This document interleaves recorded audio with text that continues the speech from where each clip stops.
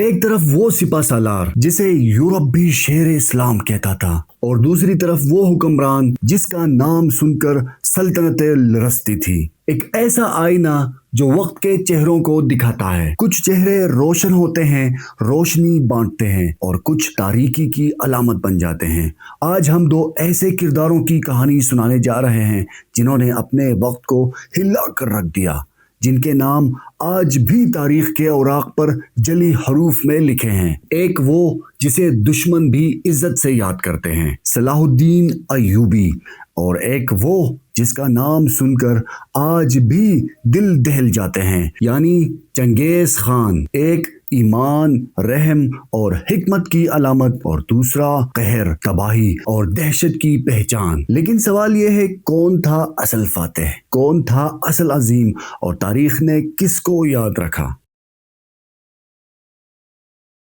یوسف بن ایوب، جسے آج دنیا صلاح الدین ایوبی کے نام سے جانتی ہے، 1137 میں تکریت موجودہ عراق میں پیدا ہوئے۔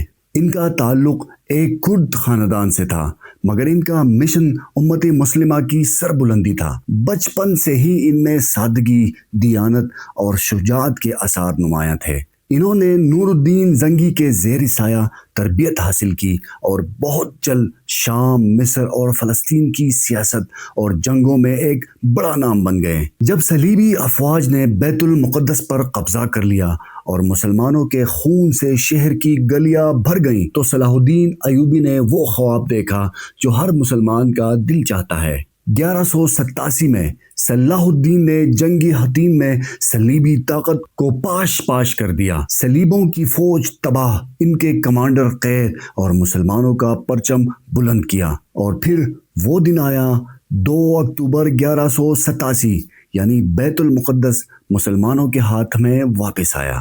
لیکن صلاح الدین نے وہ نہیں کیا جو صلیبیوں نے کیا تھا، نہ قتل عام، نہ لوٹ مار، نہ انتقام، بلکہ عورتوں اور بچوں کو تحفظ دیا، بزرگوں کو عزت دی، اور یہاں تک کہ عیسائیوں کو اجازت دی کہ وہ اپنے مذہبی مقامات پر عبادت کر سکیں۔ صلیبی مورخین حیران رہ گئے۔ انہوں نے لکھا، "He was the noblest enemy we ever faced"، یعنی ایک ایسا جرنیل جو تلوار سے زیادہ اخلاق سے فتح کرتا تھا۔ صلاح الدین صرف ایک سپہ سالار نہیں تھا، بلکہ ایک حکمران، ایک رہبر اور ایک متقی انسان بھی تھے۔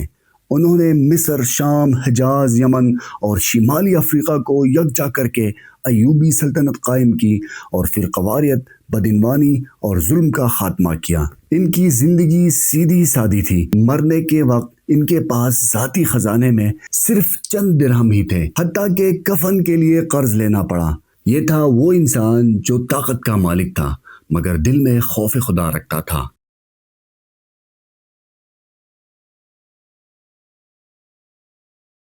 اب آتے ہیں اس کردار کی طرف جس کا نام محض ایک سائے کی طرح آتا ہے اور موت کا منظر کھینچ دیتا ہے۔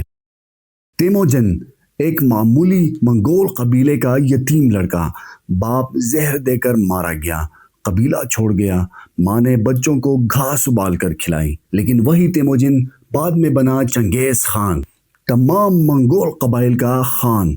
چنگیز نے اپنے قبیلے کو متحد کیا اور پھر اپنے قہر کا رخ پوری دنیا کی طرف موڑ دیا۔ چین، ایران، روس، خوارزم، بغداد، جہاں بھی اس کا لشکر پہنچا وہ شہر مٹی ہو گئے۔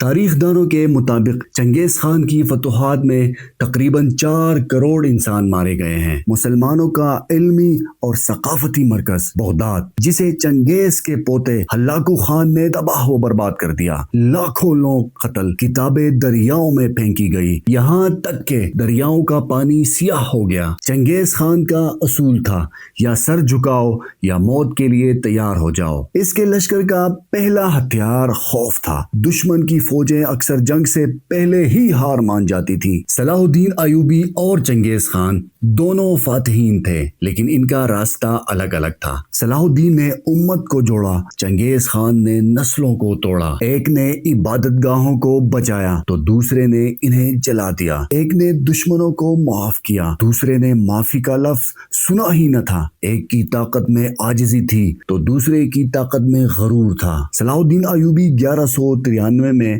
دنیا سے رخصت ہوئے۔ ان کی قبر پر آج بھی لوگ فاتحہ پڑھنے جاتے ہیں۔ دمشق میں ان کا مزار ہے اور آج بھی عقیدت کا مرکز ہے، جبکہ چنگیز خان کی قبر کا مقام آج بھی ایک راز ہے۔ کہا جاتا ہے کہ اس کی تدفین کے بعد اس کی قبر کھودنے والوں کو بھی قتل کر دیا گیا تاکہ کسی کو علم نہ ہو کہ وہ کہاں دفن ہے۔ آج تاریخ نے فیصلہ کر دیا ہے، ایک کو عزت ملی تو دوسرے کو خوف کے سائے۔ طاقت کا حصول آسان ہے مگر اس کا استعمال کردار سے جڑا ہوتا ہے۔ ایک طرف صلاح الدین جس نے کمزوروں کو سہارا دیا اور دوسری طرف چنگیز خان جس نے دنیا کو آگ میں جھونک دیا۔ آپ کے خیال میں اصل عظمت کس کی تھی؟ وہ جو لاکھوں قتل کر کے زمینیں جیت گیا، یا وہ جس نے دشمنوں کو بھی معاف کر کے دل جیت لیے؟ مجھے امید ہے کہ آپ کو یہ ویڈیو بھی اچھی لگے گی۔ مجھے اجازت دیجیے، اللہ حافظ۔